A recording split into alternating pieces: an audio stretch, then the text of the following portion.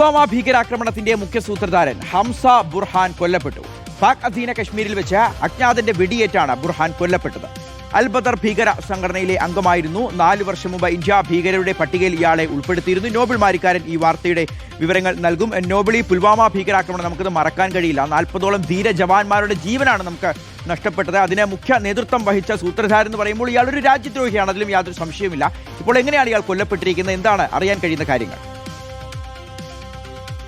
ഷിഹാസ്, കൊടും ഭീകരൻ ഹംസ ബുർഹാൻ കൊല്ലപ്പെട്ടിരിക്കുന്നു. പാക് അധീന കശ്മീരിലെ മുസഫറാബാദിൽ വെച്ചാണ് അജ്ഞാതന്റെ വെടിയേറ്റ് ബുർഹാൻ കൊല്ലപ്പെട്ടിരിക്കുന്നത്. നിരവധി വെടിയുണ്ടകൾ ഇയാളുടെ ശരീരത്തിൽ തുളച്ചു കയറി എന്നാണ് അറിയാൻ കഴിയുന്നത്. പ്രധാനമായും പുൽവാമ ഭീകരാക്രമണത്തിന്റെ മുഖ്യ സൂത്രധാരനാണ്. 40 CRPF ജവാന്മാർക്കാണ് അന്ന് ജീവൻ നഷ്ടമാവുകയും ചെയ്ത് സ്ഫോടക വസ്തുക്കൾ അടക്കം അന്ന് ഈ ഭീകരർക്ക് എത്തി നൽകിയത് ബുർഹാൻ ആണ് എന്ന് കേന്ദ്ര ഏജൻസികൾ കണ്ടെത്തിയിരുന്നു. മാത്രമല്ല 2020-ൽ CRPFന് എതിരെ സ്ഫോടക വസ്തുക്കൾ എറിഞ്ഞ കേസിലും മുഖ്യ പ്രതിയാണ്. പുൽവാമ സ്വദേശിയായ ബുർഹാൻ 2017-ലാണ് ഇന്ത്യ വിട്ടുകൊണ്ട് പാകിസ്ഥാനിലേക്ക് പോകുന്നത്. അവിടെ ഉന്നത വിദ്യാഭ്യാസത്തിന് പോയി എന്നാണ് പറയപ്പെടുന്നത്. പിന്നീട് അൽ ബദർ എന്ന് പറയുന്ന ഭീകര സംഘടനയിൽ പ്രവർത്തിക്കുകയായിരുന്നു. അതിന്റെ കമാൻഡർ പദവിയിലേക്ക് അടക്കം എത്തുകയും അവിടെ ഇരുന്നു കൊണ്ട് ഇന്ത്യയിൽ വലിയ ഭീകരാക്രമണങ്ങൾ പദ്ധതിയിലൊക്കെ ചെയ്തിരുന്നു.